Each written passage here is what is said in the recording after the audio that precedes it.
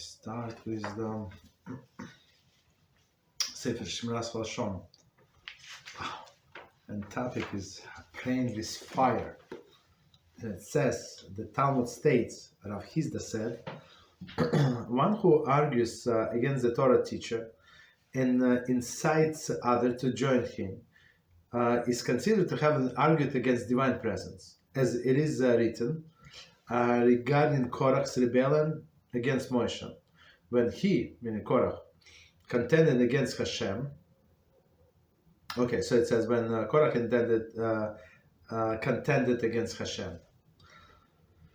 So it's from Bamidbar 26:9. Rabbi Chama Bar Hanina said, one who initiates a dispute with the Torah's teacher is considered as if he had initiated dispute with divine presence, as it is written, they are the waters of strife, where the children of Israel contended with Hashem. So it's Bamidbar 20:13. Rav Hanina Bar Papa said, one who voices complaints against his teacher is considered as if he voiced complaints against divine presence. Rav Abahu said, whoever is skeptical of his teacher is considered as he were skeptical of divine presence. So let's try to understand what it says here. So from the beginning, we're going to explain. So it's from Talmud. Talmud states, Rav Hizda said, one who argues against Torah teacher and incites others to join him is considered as he argued against divine presence. Right? So the Torah teacher, is understandable, he represents Torah. So if he's a God-fearing person, he says what the Torah says, and this person does not like what the Torah says, and what people do, they go against somebody person, by me or somebody else person, like I made it up. But even though we said that what it says in the sources, they still go against us. Baruch Hashem, which is good, but good for us, basically, right? Because why is it good for us? Because Hashem is always on the side of the pursuit, not the pursuer, but of the pursuit. So doesn't matter who is right. So if they're against us, that's good for us. Okay, if they're attacking, good for us. Baruch Hashem. Right. So here what we said here, that this rabbi, your rabbi, represents Torah, right? And when person goes against the rabbi, so he gets against the divine presence, as it is written regarding Korach's rebellion against Moshe, when Korach contended with Hashem. So Hashem sees it when Korach did not contend with Hashem, right? He said, "You Moshe, you took all of the positions, absorbed all of the positions, and you gave this position to your brother, this and that, all of these wonderful things." Right? So he did not go against Hashem, but Hashem sees the situation as Hashem, this Korach, is going against Hashem. Very interesting, not against Moshe, because Moshe is representative of Hashem. That's very simple and straightforward. Rav Chama Bar Hanina said, one who initiates the dispute with the Torah teacher is considered he had initiated dispute with divine presence. So why would you have a dispute with the Torah teacher? If he's a Torah teacher, he can ask questions, but to have a dispute is not appropriate. Who you are and who is he? You understand? So meaning he's going against Hashem, divine presence, as it is written, they are waters of strife. Okay. So meaning if you have somebody big Torah scholar or a medium Torah scholar in your eyes, so basically maybe many times we do not know. So just avoid the strife, just avoid the conflict. That's my personal suggestion, right? So because you don't know, maybe in Hashem's eyes he is the biggest of the biggest. You understand? We try to go against him, and we bet on the wrong side, on the right side of the deal. Okay, continue. So it is written, they are the waters of strife, where children of Israel contended with Hashem. That's how Hashem sees it. You go against my representative, against Moshe Rabbeinu, my rabbis in this world, so you go in against me. That's how Hashem sees it.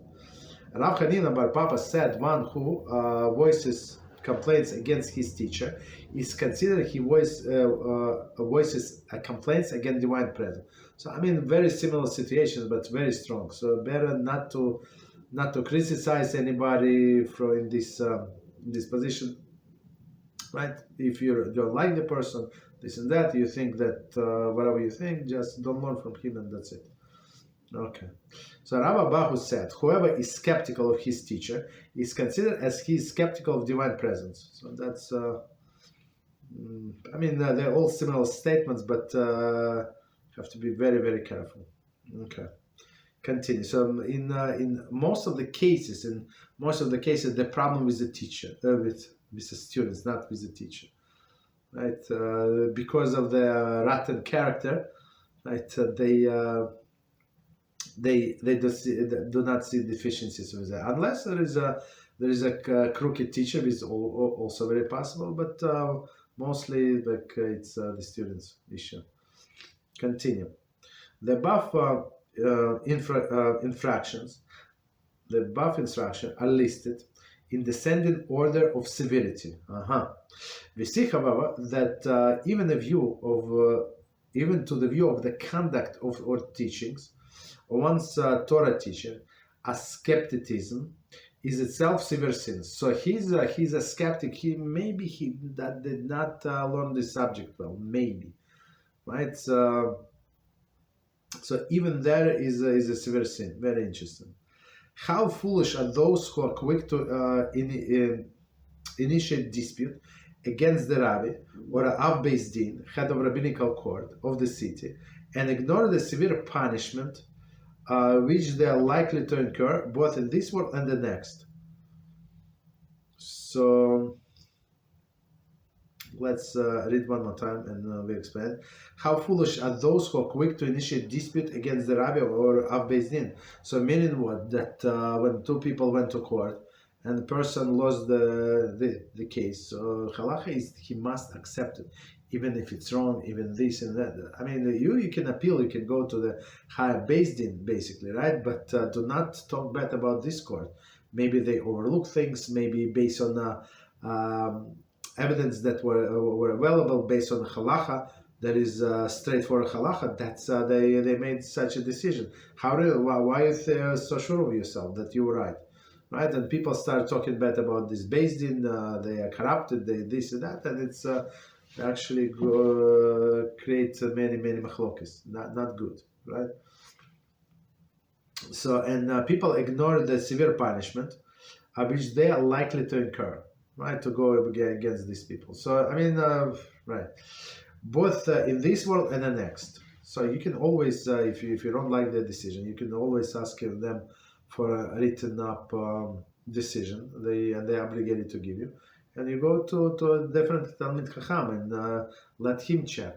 That's it. So let him tell you what it says there, right? And show you in Lashon Hara or whatever source they used.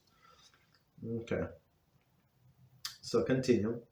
The verse, you shall honor the presence of the sage, Vayikra 19:32, requires us to show respect to the Torah scholars, right?